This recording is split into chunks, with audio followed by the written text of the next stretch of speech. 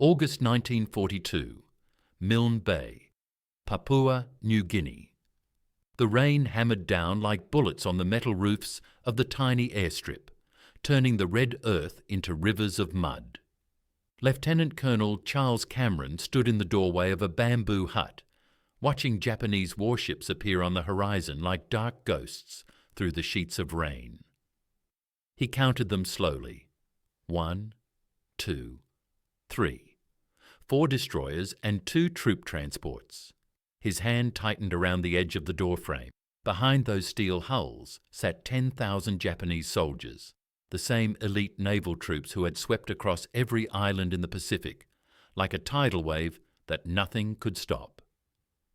Cameron looked behind him at his own men, 300 Australians, maybe a few hundred more if you counted the support units. Most of them had never fired a shot in combat. The math was simple and terrifying. 30 Japanese soldiers for every 1 Australian. This wasn't a battle. This was an execution waiting to happen. And everyone knew it. The stakes couldn't be higher. Milne Bay was the last door between the Japanese and Australia itself. If this airstrip fell, enemy bombers would reach Australian cities within hours.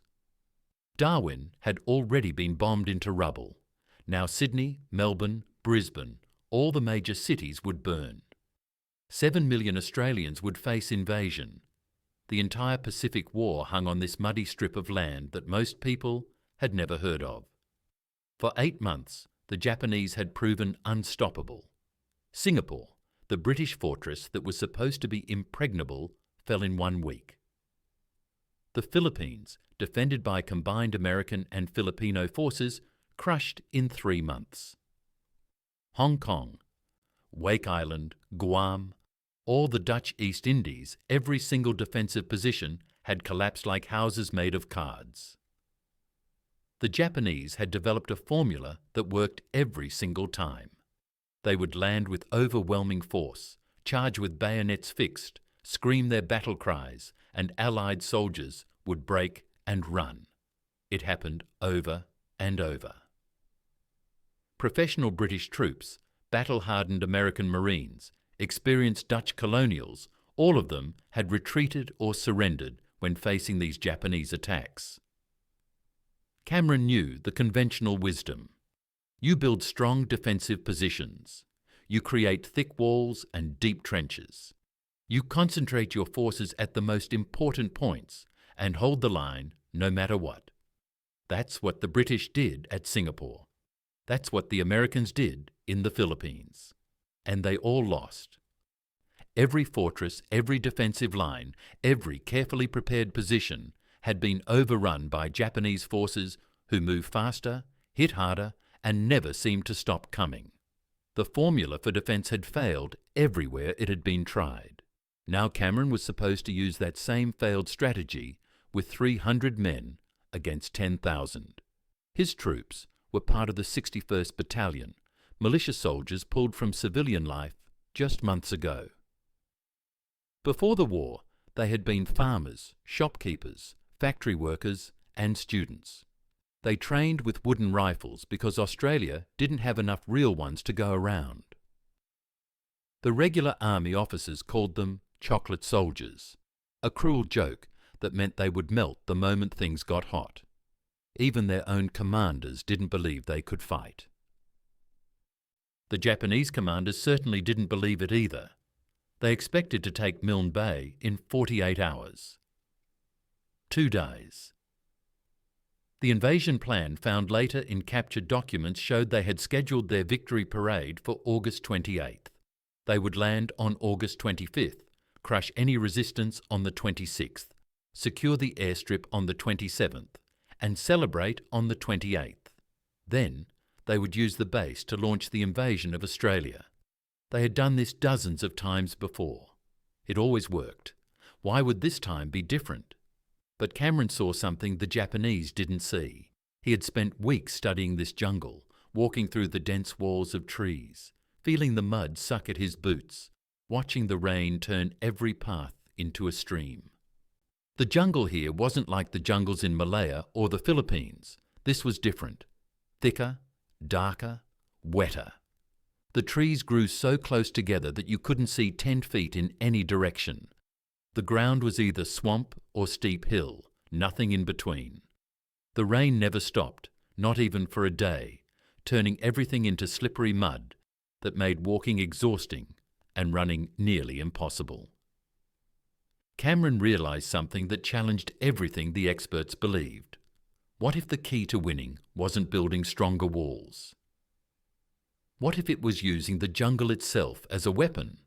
Numbers didn't matter if you couldn't use those numbers. 10,000 soldiers meant nothing if they had to attack in single file down narrow muddy tracks where only one man could move at a time. Superior training didn't help if you couldn't see your enemy until he was 5 feet away. The Japanese had won every battle by charging in massed formations that overwhelmed defensive positions. But what if there were no defensive positions to overwhelm? What if Australian soldiers didn't stand and fight in the open, but hid in the jungle and struck from the shadows? The rain continued to fall as the Japanese warships moved closer to shore.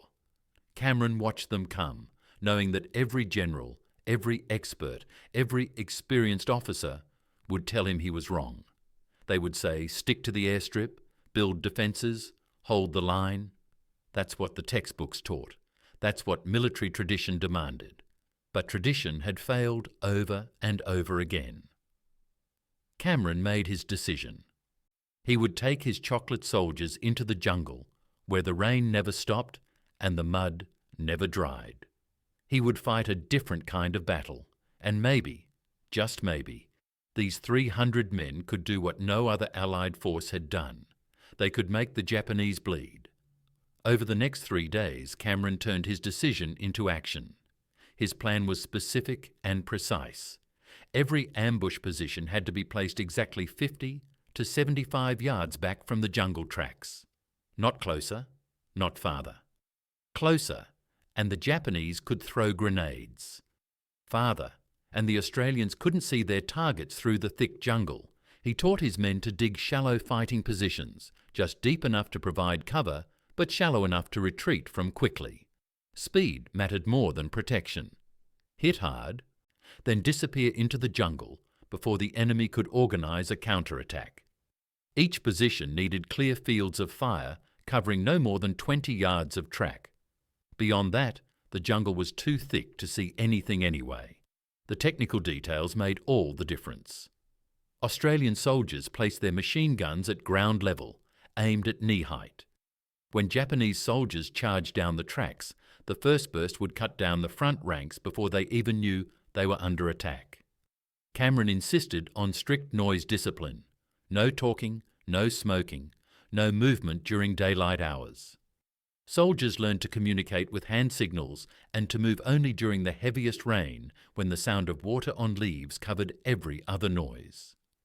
They practiced ambush drills until every man could set up a position in complete darkness in under 5 minutes.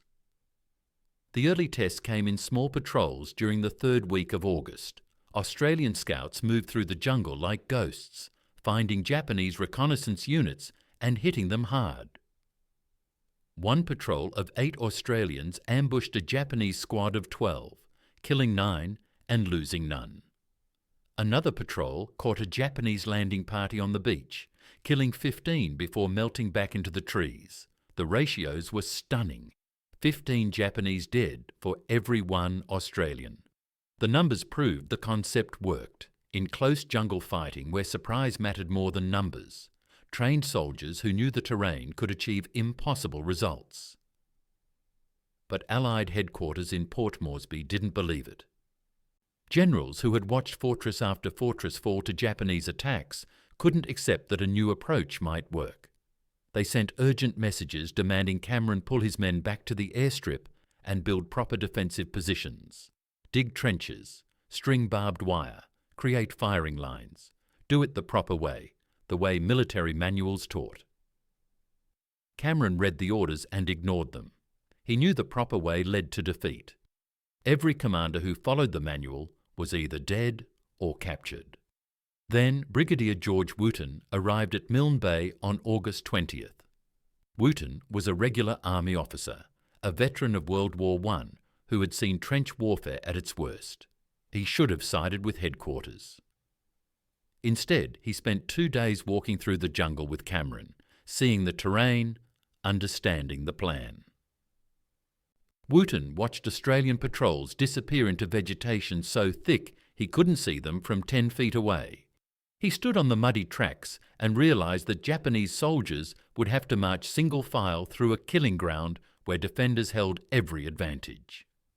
On August 22nd, Wooten sent a message to headquarters. Let Cameron fight his way. If it fails, you can have my command, but give him the chance. The first real test came on the night of August 25th, when Japanese troops hit the beaches. Cameron had his men positioned at a place called KB Mission, a small village 3 miles from the airstrip. The Japanese plan was simple. Land at night, march down the coastal track and reach the airstrip by dawn. They expected to walk through light resistance, maybe a few scattered guards. Instead, they walked into hell.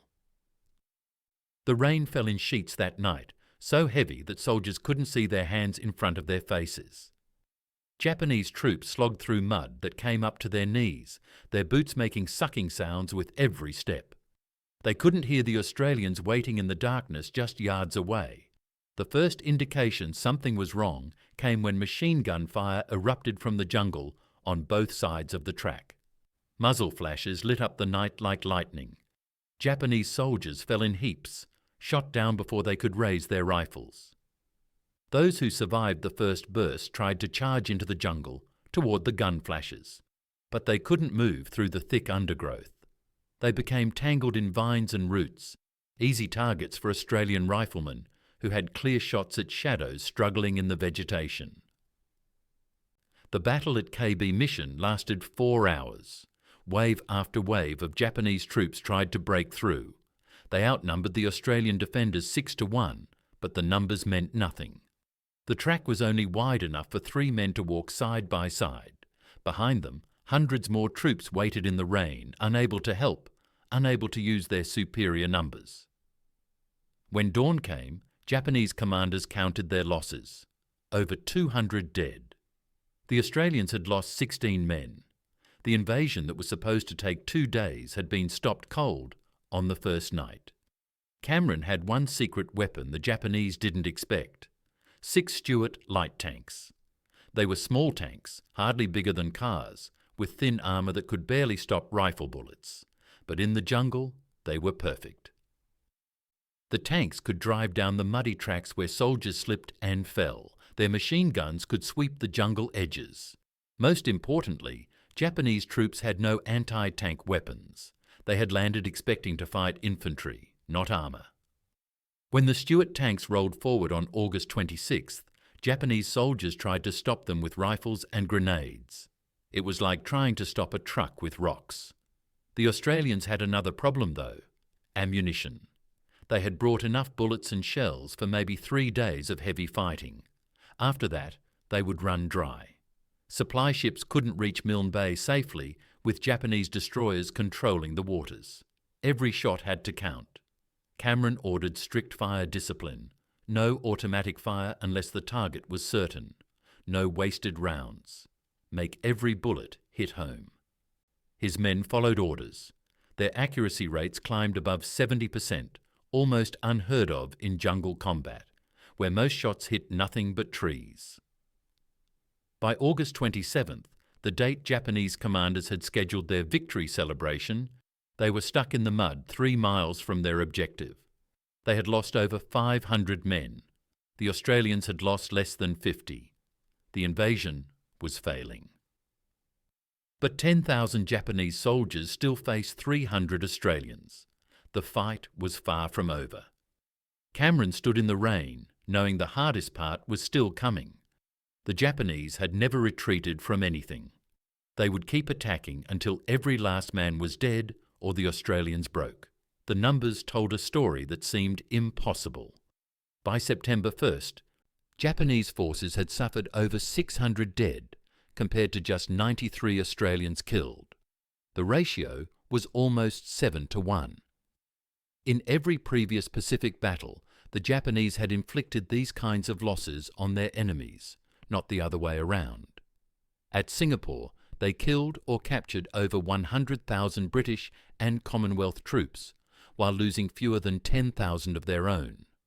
In the Philippines, they destroyed an entire American army at the cost of relatively light casualties. But here, in the mud and rain of Milne Bay, the formula had reversed.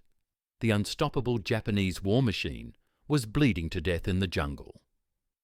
Word of the Australian success spread fast. By September 3rd, commanders across the Pacific started paying attention. More Australian reinforcements arrived, bringing the total defence force to around 900 men. They adopted Cameron's tactics immediately, spreading out into the jungle in small groups, setting ambush positions along every track and trail. The defence transformed from desperate holding action to aggressive counterattack. Australian units began pushing forward in coordinated assaults, using exactly 4-hour rotations to keep fresh troops in constant contact with the enemy. Tired men would pull back to rest while new units moved up to take their place. The Japanese faced soldiers who were always alert, always ready, never exhausted. Japanese commanders couldn't understand what was happening. They tried their signature tactic, the massed bayonet charge that had terrified enemies across Asia. On September 4th, they launched their largest attack yet. Over 2,000 troops formed up in the pre-dawn darkness, fixed bayonets gleaming wet in the rain, and charged down the main coastal track, screaming their battle cries. The sound was meant to strike fear into enemy hearts. It had worked in China, Malaya, Singapore, everywhere. But the Australians didn't run. They waited in their concealed positions, watching the mass of humanity surge forward through the rain. When the Japanese were 50 yards away, Australian machine guns opened fire. The confined jungle space became a slaughterhouse. Japanese soldiers couldn't spread out. The thick jungle walls on both sides of the track trapped them in a corridor of death. They couldn't flank the Australian position because the undergrowth was too thick to penetrate. They couldn't retreat because thousands more troops pressed forward from behind. Machine gun bullets tore through the packed ranks. Men fell on top of each other, bodies piling up in the mud. Those who made it through the killing zone found themselves face to face with Australian soldiers in hand-to-hand combat. The fighting was brutal and close. Knives and bayonets and rifle butts. When the sun came up 2 hours later, over 300 Japanese bodies lay sprawled across 200 yards of muddy track. The Australians had lost 31 men. A captured Japanese war diary found weeks later told the story from their side. The entry for September 5th read, "The enemy's fighting power is unexpectedly strong. The weather, the terrain and the supply conditions are beyond imagination. Officers and men are suffering unspeakable hardships." Another entry described Australian tactics with something approaching respect. "The enemy does not fight in the open. He hides in the jungle and strikes like a snake. We cannot see him until it is too late.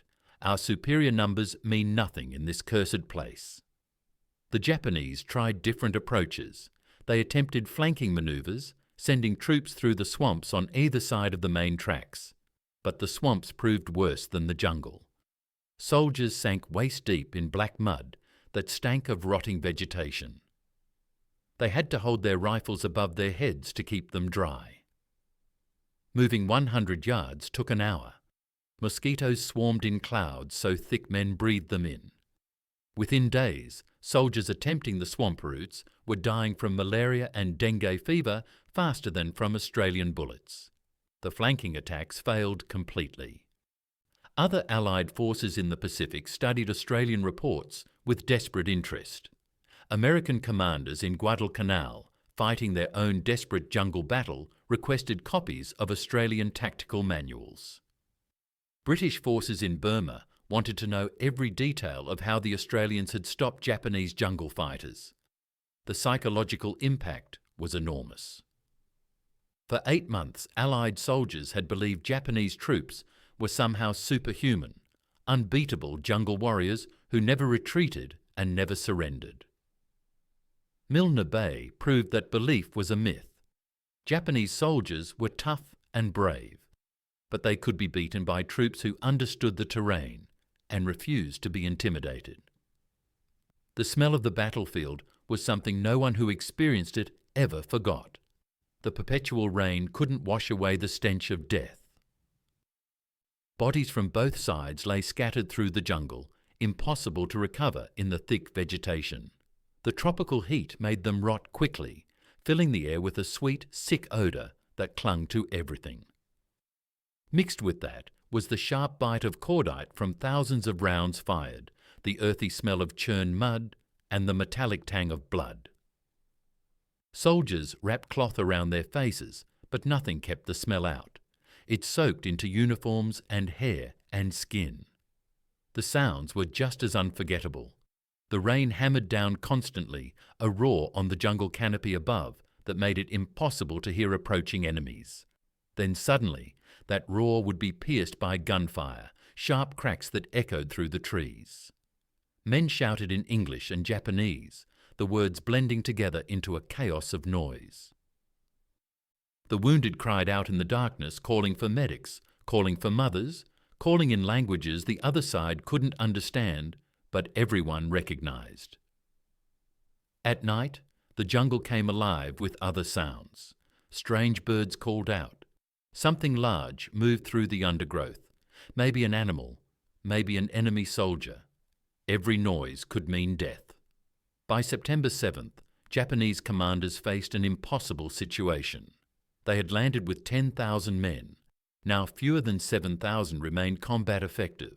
The rest were dead, wounded, or too sick with tropical diseases to fight. They had gained exactly 3 miles in 2 weeks of constant battle. The airstrip remained firmly in Australian hands. Supply ships couldn't reach them safely. They were eating half rations, then quarter rations. Ammunition was running critically low.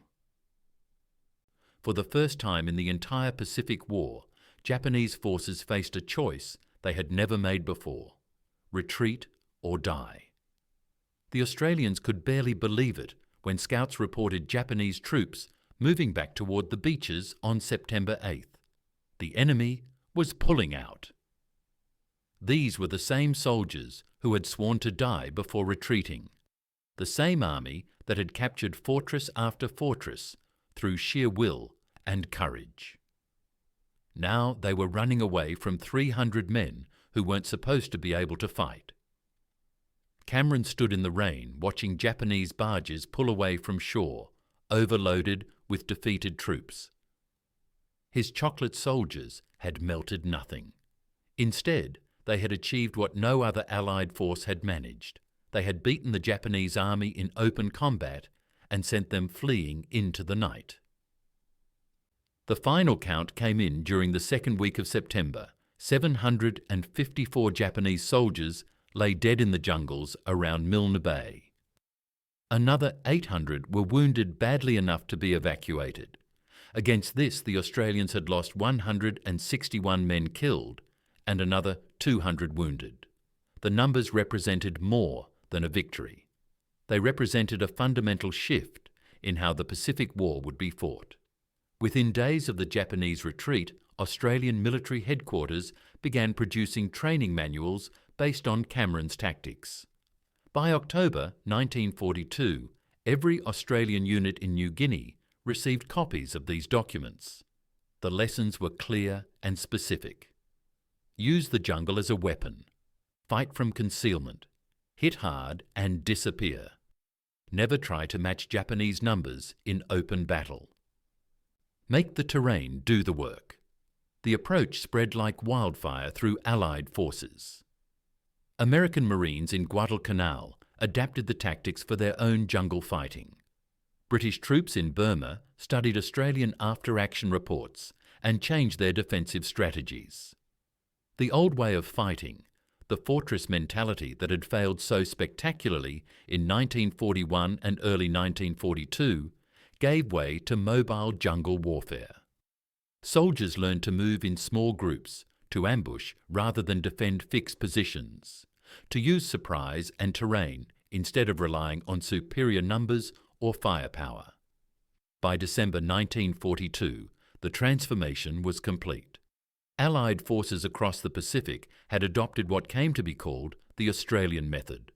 The tactics evolved as the war continued. The hold and harass approach that worked at Milne Bay became advance and ambush as Australian forces pushed Japanese troops back along the Kokoda track. Small units would race ahead through the jungle, set up blocking positions, and force the Japanese to attack them in prepared kill zones. Then they would withdraw before the enemy could concentrate forces, racing ahead again to set up another ambush. It was exhausting work that required soldiers to carry everything they needed on their backs through some of the worst terrain on Earth.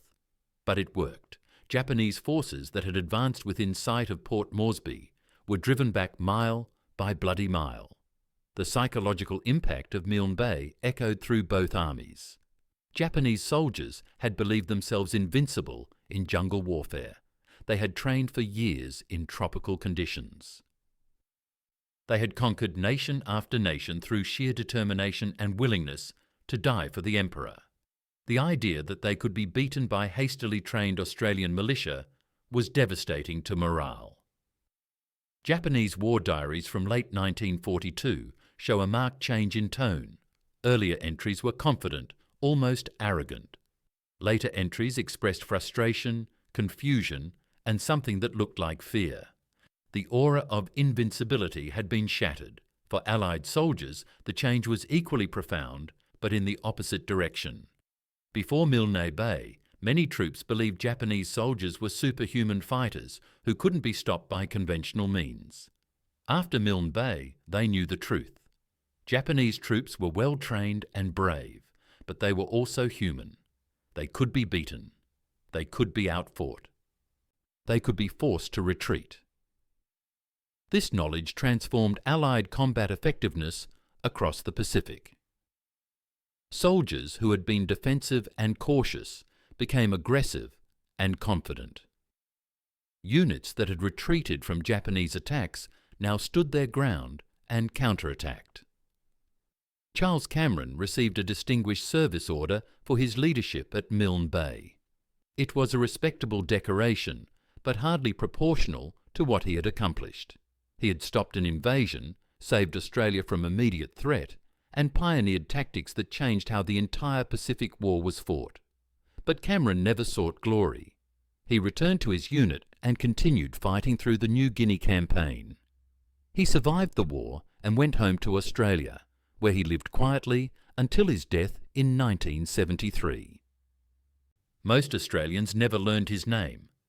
The chocolate soldiers of the 61st Battalion returned to their farms and shops and factories. They had proven everyone wrong, but they didn't brag about it. They had done what needed doing, nothing more. The broader lessons of Milne Bay extended far beyond military tactics.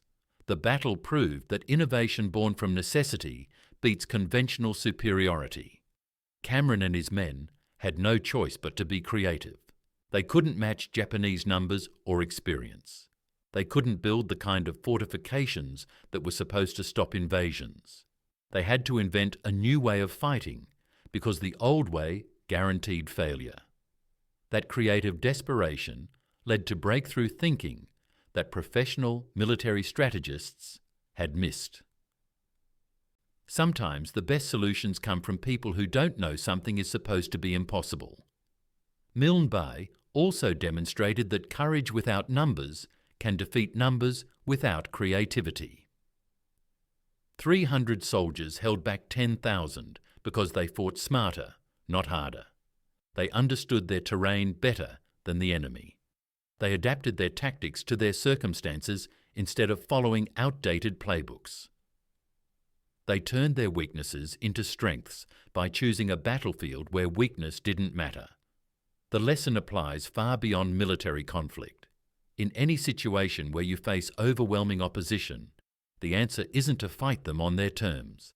The answer is to change the terms entirely. The battle revealed something fundamental about human adaptability. When conventional wisdom fails repeatedly, when every expert says something can't be done, sometimes the solution requires throwing out everything you think you know and starting fresh. Cameron rejected centuries of military doctrine because that doctrine had failed everywhere it was tried.